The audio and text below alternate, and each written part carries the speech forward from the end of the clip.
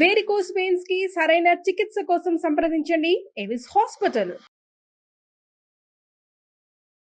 నమస్కారం, నేను రమారావి. ఇప్పటిదాకా ఎన్నో రకాల కథలు చెప్పుకున్నాం మనం. జానపద కథలు, రాజుల కథలు, కొన్ని చరిత్రకి సంబంధించిన కథలు, భక్తి కథలు, దైవభక్తి కథలు, తర్వాత బోధి ధర్మ కథలు, ఇట్లా ఎన్నో కథలు చెప్పుకున్నాం. ఇందులో కొన్ని నీతి కథలు కూడా చెప్పుకున్నాం. సరదా కథలు, కాలక్షేపం కథలు, చిన్న చిన్న తెలివైన కథలు చాలా చెప్పుకున్నాం కదా. ఈ నీతి కథలు, తెలివైన కథలు, వీటికి ఆధారభూతమైన మొట్టమొదటి కథా ప్రపంచం ఏంటంటే పంచతంత్రం. అయితే ఈ పంచతంత్రము మనకి 1000 సంవత్సరాల కంటే ముందే రాయబడింది సంస్కృతంలో. విష్ణు శర్మ అనే పండితుడు ఈ పంచతంత్రాన్ని మొట్టమొదటగా భారతదేశానికి అందించాడని చెప్తారు. అయితే విష్ణు శర్మ గారు సౌత్ ఇండియన్ అని. విష్ణు శర్మ గారు తన కథల్లో చెప్పిన మహిళారోప్యం అనే నగరము చెన్నైలో ఉన్నటువంటి మైలాపూర్ ప్రాంతం అని అంటారు. అంటే ఈ కథా సాహిత్యం మీద చరిత్రకారుల అభిప్రాయం అది. తర్వాత కాలంలో ఏమైందంటే ఇదే పంచతంత్రాన్ని నారాయణ పండితుడు అనే ఒక నార్త్ ఇండియన్ పండితుడు సంస్కృతంలోనే హితోపదేశం పేరుతోటి 4 భాగాలుగా చేశారు. విష్ణు శర్మ గారు 5 భాగాలుగా చెప్పారు. అవేమిటి? మిత్రలాభము, మిత్రభేదము, అపరీక్షిత కారకము, లబ్ధ ప్రణాశము, కాకోలుకీయము, ఈ 5 భాగాలు. అయితే మనకి నారాయణ పండితుడు మాత్రం మిత్రలాభం, మిత్రభేదం యథాతథంగా ఉంచి సంధి విగ్రహము అనే 2 పేర్లతోటి మిగిలిన 3 భాగాలని క్లబ్ చేసేసి 2 భాగాలుగా చేశారు. తెలుగువారైనటువంటి తెలుగు జాతి గర్వించదగిన చిన్నైసూరి గారు, పరవస్తు చిన్నైసూరి గారు అని చెప్తారు. వీరిదే మనం బాల వ్యాకరణం చదువుకుంటాం. వీరేం చేశారు? నీతి చంద్రిక పేరుతోటి ఈ హితోపదేశాన్ని తెలుగులోకి యథాతథంగానే అనువాదం చేశారు. అయితే పంచతంత్రంలో చెప్పబడిన కథలు, హితోపదేశంలో చెప్పబడిన కథలు మొత్తం కలిపి ఆల్టుగెదర్ పంచతంత్రంగానే చెలామణిలో కనపడుతూ ఉంటాయి మనకి. ఇవన్నీ సంస్కృతంలో మొదట ఏర్పడితే తర్వాత ప్రపంచంలోని ఎన్నో భాషలలోకి ఇవి అనువదించబడ్డాయి. మనం పిల్లల స్టోరీస్ అనగానే పంచతంత్ర మొట్టమొదట చదువుకుంటాం. ఈ పంచతంత్ర అంటే మనకు తెలుస్తూనే ఉంది, నెంబర్ కనపడుతుంది. 5 రకాల తంత్రాలు. ఈ 5 రకాల తంత్రాలు ఎందుకు, ఏమిటి? సరదాగా వినే కథగాను ఉండి ప్రతి వాళ్ళకి నీతిని బోధించేవే ఈ పంచతంత్రాలు. ఇందులో తెలివి కలిగిన వాళ్ళు ఎట్లా ప్రవర్తించాలి, తెలివి తక్కువ వాళ్ళు ఎలా ప్రవర్తిస్తారు, సమయానుకూలంగా ఎట్లా ప్రవర్తించాలి, అత్యాశ, లోభము, ధనాశ అలాంటివి ఎలా ఉండొచ్చు, ఎలా ఉండకూడదు, ఆశపోతులు ఎట్లా ప్రవర్తిస్తారు, ఆశపడితే ఏమవుతుంది అనేది ఎన్నో రకాల కథల్లో చెప్పబడతాయి. బేసిక్ స్టోరీస్ అన్నీ కూడా జంతువుల కథలుగానే మనకు కనిపిస్తాయి. మనుషుల కథలు కూడా ఉన్నాయి. మనమే సుమన్ టీవీలో ఎన్నో కథలు చెప్పుకున్నాం పంచతంత్రం నుంచి. అయితే పిల్లల కోసం ప్రత్యేకంగా కొన్ని జంతువుల గాథలు అందించాలనే ఉద్దేశంతో ఈ కొత్త సిరీస్ స్టార్ట్ చేశాం. అయితే పిల్లల కోసం అని నేను చెప్పాను. మా వాళ్ళు పంచతంత్ర స్టోరీస్ అని క్యాప్షన్ కూడా పెడతారు. థంబ్నెయిల్ అదే కనిపిస్తుంది. కానీ పంచతంత్రం పిల్లల కోసం మాత్రమే అని పొరపాటును కూడా అనుకోవద్దు. పెద్దవాళ్ళకు కూడా అవసరమే. ఇవి రాజనీతిని, తెలివితేటల్ని పెంచుతాయి. రాజనీతి అంటే ఈ రోజులో మనకి రాజనీతి అక్కర్లేదు, జనరల్గా రాజులు లేరు కాబట్టి. కానీ నీతి ఎవరికైనా అవసరమే. కార్పొరేట్ స్టోరీస్గా ఇవి ఉపయోగపడతాయి. ప్రజల్ని ఎవరినైనా సరే మన దారికి పోవటం ఎట్లాగా, లేదా మనం దారి వెళ్ళిపోతున్న వాళ్ళని సరైన దారిలో పెట్టడం ఎట్లా, సాధారణంగా అవసరమైన విషయాల నుంచి పెద్ద పెద్దవి రాజ్యాధికారాన్ని చేజిక్కించుకోవటం ఎలా అనేది అంత పెద్ద విషయాన్ని కూడా ఈ కథల్లో చిన్న చిన్న యానిమల్ స్టోరీస్ తోటి, జంతు కథలతోటి చెప్పారు. అయితే ఈ భాగాలన్నీ మనం మొత్తం కలిపి కొన్ని హితోపదేశం నుంచి, కొన్ని పంచతంత్రం నుంచి తీసుకుని రకరకాల కథా రూపంలో ఇవాళ నుంచి అందించాలని ప్లాన్ చేస్తున్నాం. ప్రతి నెల కొన్ని కథలు తప్పకుండా ఈ సిరీస్ పేరుతోటి వస్తాయి. పిల్లలు వాళ్ళంతటా వాళ్ళు వినడానికి బాగుంటుంది. పెద్దవాళ్ళు కాలక్షేపం కోసం వినొచ్చు. మీరే విని మీ పిల్లల కోసం కూడా చెప్పుకోవచ్చు. పెద్ద పెద్ద కథల్ని కూడా సాధ్యమైనంత బ్రీఫ్ చేసే చెప్తాను నేను. పంచతంత్రంలోదైతే ఇది పంచతంత్రం నుంచి తీసుకున్నానని చెప్తాను. హితోపదేశం అయితే మీ హితోపదేశం అని కూడా చెప్తా. మీరు కావాలంటే ఆయా పుస్తకాలు కొనుక్కుని, సంస్కృతం నుంచి ట్రూ ట్రాన్స్లేషన్ చేయబడిన పుస్తకాలు కూడా దొరుకుతాయి. అవి మీరు తెచ్చుకుని చదివి పిల్లలకి చెప్పేందుకు ఈ కథలని వాడుకోండి. ఈ రోజు నుంచి స్టార్ట్ చేయబోతున్నాం. పూర్వం మహిళారోప్యం అనే ఒక నగరం ఉండేది. ఈ నగరానికి రాజుగారి పేరు అమరశక్తి. ఆయనకి 3 కుమారులు ఉండేవారట. ఈ 3 కుమారులు తెలివి తక్కువగా ఉండేవాళ్ళు. చదువు మీద ఆసక్తి లేదు వాళ్ళకి. ఎప్పుడు హాయిగా ఆడుకోవడం, తినటం, తిరగటం అలాగే ఉండేది. రాజుగారికి బాధగా ఉండేది. మన పిల్లలు రేపొద్దున రాజు అవ్వాలి. ఒకడు రాజు అయ్యి ఇంకోడు మంత్రి సైన్యాధిపతి అవ్వచ్చు. లేదా ఒకడు రాజు అయ్యి మిగిలిన వాళ్ళిద్దరూ సలహాదారులుగా ఉండొచ్చు. ఈ రాజ్యాన్ని ముందుకు తీసుకెళ్లాలంటే రాజకుమారులే చేయాలి ఈ పని. వీళ్ళు ఇలా తెలివి తక్కువగా ఆటకాయితనంగా ఉంటుంటే ఎట్లా అని భావించి తన సభాసదులందరినీ సలహా అడిగాడట. ఈ పిల్లల్ని తెలివిగల వాళ్ళుగా చేయటం ఎట్లా అంటే, అప్పుడు ఆ సభాసదుల్లో ఉన్నటువంటి కొంతమంది, విష్ణు శర్మ గారిని ఒక గొప్ప పండితుడు ఉన్నాడు, ఆయన చాలా సమర్థుడు, ఏదైనా సరే ఇటే అరటిపండు పోల్చి చేతిలో పెట్టినంత సులువుగా ఏ విద్యనైనా నేర్పించగలడు, మనం ఆయన్ని కన్సల్ట్ అవుదామని చెప్పారు. సరే, వారిని విష్ణు శర్మని అడిగితే ఆయన అన్నాడు, 6 నెలల పాటు ఈ రాజకుమారుల ముగ్గురిని నాకు అప్పచెప్పండి, నా దగ్గర ఉంచేసేయండి, గురుకులానికి పంపిస్తే అడవిలో ఉన్న నా గురుకులంలో ఈ పిల్లలకి చదువు చెప్పి వీళ్ళని తెలివిగల వాళ్ళుగా చేస్తానని అని చెప్పాడు. ఆ చెప్పడం వల్ల ఈ రాజకుమారుల ముగ్గురిని ఈ విష్ణు శర్మ గారికి అప్పచెప్పారు. విష్ణు శర్మ గారు రోజుకు ఒక కథ చెప్తూ పిల్లలకి మామూలు చదువు, సైన్స్, సోషల్ మనలాగానే అన్ని విద్యలు నేర్పిస్తూనే నిదానంగా వాళ్ళకి కాలక్షేపం కోసం చదువు బోర్ కొట్టకుండా ఉండేలాగా, వాళ్ళ తలకు తెలివి యొక్క ద్వారాలు తెరుచుకునేలాగా, మేధస్సుకి పని పెట్టేలాగా, బుర్రకి పదును పెట్టేలాగా ఎన్నో రకాల గాథలు చెప్పారు. ఆయన చెప్పిన రకరకాల కథల్లోంచి కొన్ని కథల్ని మనం కూడా చెప్పుకుందాం. అయితే ఇందులో మొట్టమొదటి స్టోరీ చెప్తున్నాం చూడండి. ఈ మహిళారోప్య నగరంలో వర్ధమానుడని ఒక వ్యాపారస్తుడు ఉండేవాడు.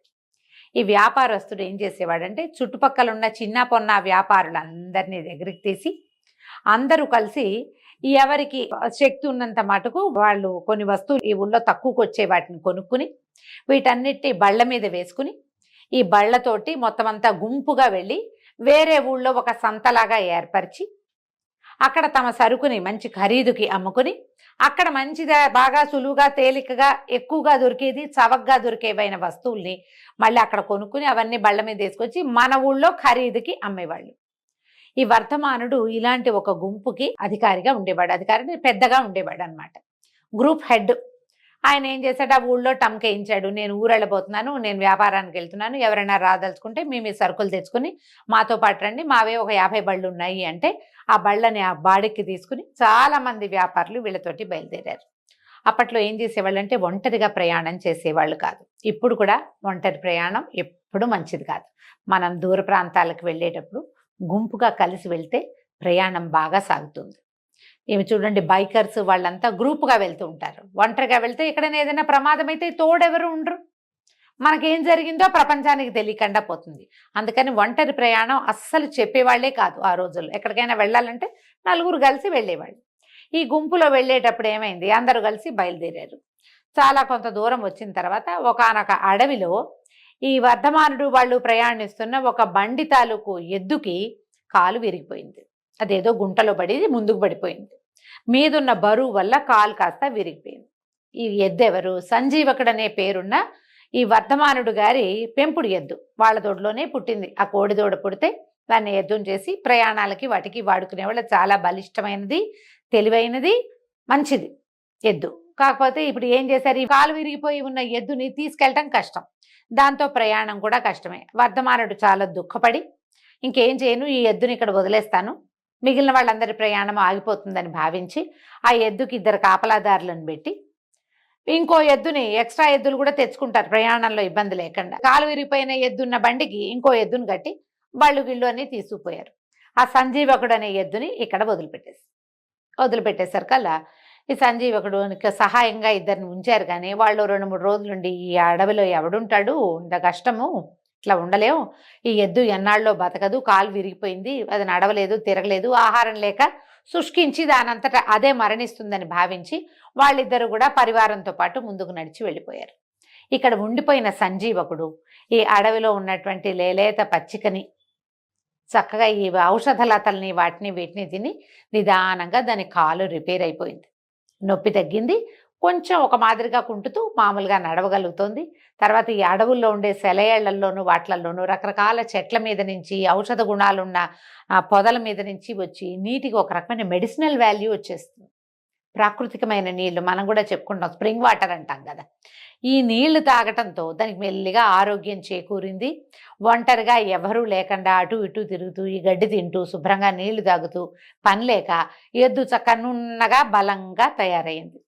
అయితే ఒకనాడు ఏమైందట, ఇది అటు ఇటు తిరుగుతూ కొమ్ములు బాగా పెద్ద పెద్ద కొమ్ములు ఉండేవి దానికి. ఇది తోచక తిండి పెరిగేసరికల్లా ఉద్రేకాలు అవి పెరుగుతుంటాయి. అది మట్టి గుట్టల్ని పుట్టల్ని కొమ్ములతోటి కుమ్ముతూ రంకెలేస్తూ ఉండేది. ఎడ్లు రంకేస్తాయి, కనేల్మంటుందన్నమాట. ఈ ఎద్దు రంకె వేస్తూ తిరుగుతాం. ఈ రంకెలు వేస్తున్న ఎద్దు తాలూకు శబ్దాన్ని అవతల ఉన్న చెరువుకి అవతల భాగంలో ఉన్నటువంటి ఒక సమూహం విన్నది. ఈ సమూహంలో ఎవరున్నారు? బోలెడని జంతువులు ఉండి, ఆ జంతువులన్నిటికీ రాజుగా ఒక బ్రహ్మాండమైన సింహం ఉంది. ఆ సింహం పేరు పింగళకుడట, ఎద్దు పేరు సంజీవకుడు. ఈ పింగళకుడు అనే సింహం ఎప్పుడైతే ఈ ఎద్దు రంకె విందో దాని భయం వేసింది. అమ్మో, ఇదేదో పెద్ద జంతువల్లే ఉంది, ఎక్కడి నుంచో వచ్చింది, దీని సంగతి సందర్భం మనకు తెలీదు, అది అసలు ఏమిటో తెలీదు, ఆ శబ్దం ఏమిటో అసలు తెలియదు. పైగా ఈ చెరువు పక్క నుంచి అరిచేసరికల్లా అది రీసౌండ్ వచ్చి ఇంకా విపరీతంగా భయోత్పాతాన్ని కలిగించేలాగా వినపడింది. బెదిరిపోయింది సింహం, భయం వేసింది దానికి. ఏదైనా కొత్తది బలమైన జంతువు వస్తే ఈ తనని సేవిస్తున్న గుంపంతా పోయి దాని దగ్గరికి వెళ్ళిపోతాయి, మనకెవరుంటారు తోడు. దాంతో అది కొంచెం బికమొహం వేసేసింది. ఎప్పుడైతే ఈ సింహం భయపడిందని తెలిసిందో ఆ గ్రూప్లో ఉన్న వాళ్ళు మిగిలిన వాళ్ళంతా మాట్లాడేది. కానీ 2 నక్కలు ఉన్నాయి. పూర్వం ఈ సింహానికి మంత్రిగా చేసిన ఒక నక్క తాలూకు సంతానం అన్నమాట. కానీ అవేవో వెధవ పనులు చేసి పదవిలో నుంచి తీసేశారు, వాటిని మంత్రి పదవుల్లో లేవు. కానీ ఊరికే రాజుగారి సమూహంలో బడి తిరుగుతుండేవి. తిండి దొరుకుతుంది కదా నక్కలకి, ఏమిటి అవి పారసైట్స్గా ఉంటాయి, వాటంతటా అవి వేటాడవు. ఈ సింహాలు అవి వేటాడి అవి తినేశాక మిగిలింది తింటాయన్నమాట. పారసైట్గానే ఉంటుంది నక్క. ఎప్పుడైతే ఈ 2 నక్కలు ఆ వినపడిన అరుపు, ఈ భయపడిన రాజు రెండింటిని కనెక్ట్ చేసుకుని రాజుకి ధైర్యం చెప్పి, మేము కనుక్కుంటాం, నువ్వు కంగారు పడద్దు, ఎవరో ఏమిటో చూద్దాం, దూరం నుంచి విన్నప్పుడు మనకు అటంగే కనపడుతుంది, దగ్గరికి వెళ్ళాక చూస్తే అది కాదని తెలుస్తుంది, ఇట్లాంటి బోల్డ్ గాథలు ఉన్నాయి మాకు తెలుసు, నువ్వు కంగారు పడకు, మేము వెళ్ళి కనుక్కుంటామని చెప్పి వెళ్ళి అక్కడికి వెళ్ళి చూసి, ఈ తెల్లగా ఎత్తుగా పెద్ద పెద్ద కొమ్ములు బ్రహ్మాండమైన మూపురంతో నున్నగా ఉన్న ఎద్దును చూసి అది పరమ సాత్విక జీవి అని తెలుసుకునే. అదేమిటి, వెజిటేరియన్. తెలివైంది, చక్కగా మాట్లాడుతుంది, అంటే ఏదో శబ్దం చేస్తుంది ఎద్దు కదా. సరే ఏం చెప్పినా ఎద్దుకి, నువ్వు ఇంత దూరం వచ్చావు, నువ్వు ఎవరు ఏమిటి అన్నీ కనుక్కుని, నా పేరు సంజీవకుడు, నన్ను వర్ధమానుడు అని ఆయన ఇక్కడ వదిలిపెట్టి పోయాడు అని విన్న తర్వాత, నువ్వు ఈ ఊరు వచ్చావు కదా, మీ ఊరు వదిలిపెట్టి అడవికి రాజైన సింహాన్ని పింగళకుడిని నువ్వు కలవాలని ఎద్దుకి నచ్చజెప్పాడు. ఆ ఎద్దుకు కూడా భయమే, కొత్త ప్లేస్ కదా, మనకు భయం వేస్తుంది. మనకు ఎంత పెద్ద పర్సనాలిటీ ఉన్నా, మన ఊళ్ళో మనం ఎంత తోపులమైనా కొత్త ప్లేస్కి వెళ్ళేసరికల్లా మెమ్మే బెబ్బే అంటారు ఎవరైనా సరే. మన ఊళ్ళో ఉన్నట్టుగా ఉండదు కదా కొత్త ఊరు వెళ్తే. ఈ కొత్త ప్లేస్ కాబట్టి ఎద్దు కూడా భయంగానే ఉంది. సరే ఎలాగోలాగా రాజుగారిని కలుద్దాం అనుకుంది. రాజు ఎద్దు అంటే సింహము ఎద్దు 2 కలుసుకున్నారు. ఇద్దరు కలుసుకున్నాక ఆ పింగళకుడికి చాలా నచ్చింది సంజీవకుడి పద్ధతి. మృదువుగా సాత్వికంగా మాట్లాడటము, నిదానంగా నడవటము, చక్కగా మాట్లాడటము, అక్కడి నుంచి రాజుగారు వేటాడే వ్యవహారం జోలికి రాకుండా ఏదో గుట్టుగా తన తిండి గడ్డి కాదని తిని వచ్చి మర్యాదగా కూర్చోటము చూసేసరికల్లా ఆ పింగళకుడికి విపరీతంగా నచ్చింది. ఇద్దరు కబుర్లు చెప్పుకోవటం మొదలుపెట్టారు. సభలో ఉన్న వాళ్ళందరూ మిగిలిన జంతువులకు ఆశ్చర్యంగా ఉండేది, రాజు ఏమిటి ఇంత సాత్వికుడితోటి మాట్లాడుతున్నాడు ఏమిటి అని. అయినా అందరూ ఊరుకునేవాళ్ళు. క్రమంగా ఏమైంది, ఈ వెజిటేరియన్ అయినటువంటి పింగళకుడు వల్ల, ఈ మన సంజీవకుడు వల్ల బాగా మాంసాహారి అయినటువంటి పింగళకుడు కొంచెం స్లో అయిపోయాడు. వృధాగా ఎందుకు వేటాడాలి, వృధాగా ఎవరినైనా ఎందుకు చంపాలి, వాళ్ళ జోలికి మనం ఎందుకు వెళ్ళాలి, వీళ్ళ జోలికి మనం ఎందుకు వెళ్ళాలి, ఈ రాచరికం ఎందుకు చూపించాలి, ఇలాంటి భావాల్లోకి వెళ్ళిపోవటం మొదలుపెట్టాడు. జనాలకు అర్థమైంది రాజు ఇదివరకు అట్లాగా ఫెరోషియస్గా లేడు అని. జంతువులు చుట్టుపక్కల ఉన్న జంతువులన్నీ చెప్పుకునేవి, కానీ సరేలే ఇంకా ఆయన ఇష్టం అనుకునేవి. కానీ రాజుగారు వేటాడిన ఆహారం మీదే పూర్తిగా డిపెండ్ అయ్యి ఉండేటువంటి ఈ నక్కలు వీటన్నిటికి మాత్రం ఒళ్ళు మంటగా ఉండేది. రాజు 10 జంతువులను కొడితే ఆయన ఒకటి తింటాడు ఇంత, మిగిలినవన్నీ తినేవి ఈ మిగిలిన చిన్న జంతువులన్నీ. ఇప్పుడు ఆయన ఒకటే కొడతాడు, తల ఇంతంతే వస్తుంది. ఏమిటి ఈ డైటింగు, రోజువారీ డైటింగ్ కష్టం కదా. అప్పుడప్పుడు డైటింగ్ అంటే చేస్తాం, శనివారం ఉపవాసం ఉంటాం, కానీ వారం అంతా ఉపవాసం వల్ల ఉండమంటే ఎవరి వల్ల అవుతుంది. వీటికి నచ్చలేదు నక్కలకి.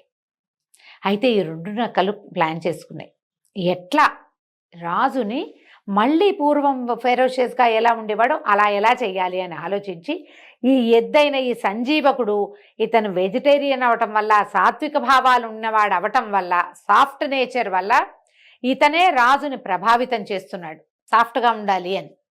కాబట్టి వీడిని తప్పించాలి, వీడిని ఎట్లా తప్పించాలి అని బాగా ఆలోచించి మెల్లిగా ఏం చేసినాయి, ఎప్పుడైతే సంజీవకుడు సభకి రాడో ఆ రోజున పింగళకుడికి సంజీవకుడి మీద ఏదో ఒక చెడ్డ మాట చెప్పటం. మీ జనం అంతా, మీ దగ్గర ఉండే సమాజం అంతా ఆయన వెనకాల వెళ్తుంది, ఆయన బాగా మాట్లాడతాడు, ఆయన తెల్లగా ఉంటాడు, ఆయన పొడుగ్గా ఉన్నాడు, ఆయన ఎత్తుగా ఉన్నాడు, మీరు ఇంతే ఉన్నారు, ఆయన అంతెత్తున్నాడు, ఆయనకి పెద్ద పెద్ద కొమ్ములు ఉన్నాయి, ఎవరినైనా పొడి చేయగలనని నమ్మకం. ఇలాంటి ఒక్కర్లేని మాటలతోటి ఈ పింగళకుడికి ఒక రకమైన కోపాన్ని, ఉద్రేకాన్ని కలిగించినాయి. పింగళకుడికి చిరాకు రావటం మొదలుపెట్టింది. చెవులు నింపుకుంటారు ఎవరైనా కూడా.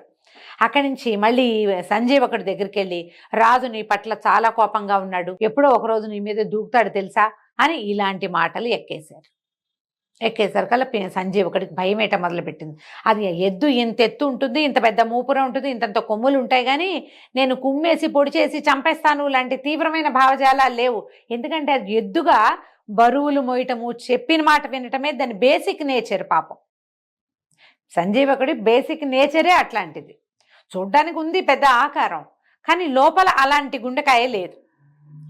ఎప్పుడైతే ఈ రాజు ఇలాంటి మాటలు విని చెవులు నింపుకుని ఉన్నాడో వీళ్ళిద్దరూ ఎదురు బదురు పడ్డారు. ఎదురుపడేసరికల్లా, రాజు గద్దిచ్చేసరికల్లా ఈ సంజీవకుడు తన తలని వంచి సమాధానం చెప్దామనుకున్నాడు. వీళ్ళు ఏం చెప్పారు, అతను నీకు కొమ్ములు చూపిస్తాడని చెప్పారు. తల వంచితే ఎద్దు తాలూకు కొమ్ములే కనపడతాయి సహజంగా. ఎప్పుడైతే సంజీవకుడు తల వంచుకున్నాడో వెంటనే రాజుకు విపరీతమైన కోపం వచ్చింది. ఇది నన్ను యుద్ధానికి పిలుస్తున్నాడు, వీడు కొమ్ములు చూపిస్తున్నాడు కాబట్టి పింగళకుడు పిచ్చి కోపంతో ఒక్క ఎగురెగిరి ఎద్దుని కొట్టాడు. కొట్టేసరికల్లా ఎద్దుకి తిరగబట్టని రాదు, కొమ్ములున్నాయి అంతే. ఎప్పుడైతే ఈ రాజు దెబ్బ తగిలిందో తగలంగానే బ్యామని పెద్దగా, అంతకుముందు రంకేసేది, ఇప్పుడు రంకే కాదు, భీతావహంగా భయంతో ఒక్క కేక పెట్టి పడిపోయింది. పడిపోయేసరికల్లా పడుతున్న పాటుకి రాజుకి ఇంకా కొంచెం ఉద్రేకం వచ్చి ఇంకో 3-4 దెబ్బలు సింహం కొట్టేసింది. కొట్టేయంగానే జంతువులన్నీ కేరింతలు కొట్టి మన రాజు గెలిచాడని మొత్తమన్నీ దాని మీద పడి ఆ ఎద్దు మీద శుభ్రంగా భక్షించేసినాయి. ఈ కరటకుడు, దమనకుడు కూడా యథాశక్తి ఆ పరివారంలో ఉన్న మిగిలిన వాటిలాగానే హాయిగా ఆ ఎద్దుని, ఇంత శరీరం ఉంటే ఎంత మాంసం, ఎంత బలంగా ఉంది అని ఒక సాత్విక జీవి అయిన ఎద్దు మాంసాన్ని అన్ని జంతువులు కలిసి సింహంతో సహా ఆరగించేసినాయి. తమ జాతి కాని వాళ్లతోటి స్నేహం ఇలాంటి ఇబ్బందిని కలగజేస్తుంది. ఒకళ్ళ భావాలు ఒకళ్ళకి సరిగ్గా అర్థం కావు. మొదట్లో బాగున్నట్టు అనిపిస్తాయి, తర్వాత వాళ్ళ భావాల తాలూకు అసలు భావం ఏమిటో యువతల వాడికి అర్థం కాదు. ఈ కథని విష్ణు శర్మ గారు రాజుగారి అబ్బాయిలకు చెప్పారు. మొదట వీళ్ళిద్దరికీ స్నేహం కలిసింది, పింగళకుడికి సంజీవకుడికి. 2 వేరువేరు జాతులకి, వేరువేరు భావాలకి, వేరువేరు ఫుడ్ హ్యాబిట్స్కి కలిగి ఉన్న వాళ్ళు అయినప్పటికీ కూడా వీళ్ళు స్నేహంగా ఉండగలిగారు మొదట. కానీ ఇలాంటి వాళ్ళని విడదీయటం చాలా సులువు, కొన్ని మాటలు చెప్తే చాలు. ఇలా కొన్ని మాటలు చెప్పి కరటకుడు, దమనకుడు ఎట్లా వీళ్ళిద్దరిని సెపరేట్ చేశారో ఈ కథ ద్వారా విష్ణు శర్మ గారు ఈ రాజుగారి అబ్బాయిలకి తెలియజేశారు. ఈ మొత్తం కథలో బోలెడని చిన్న కథలు కనపడతాయి. మనం వీలు వెంబడి ఒక్కొక్క కథ అవి కూడా చెప్పుకుందాం.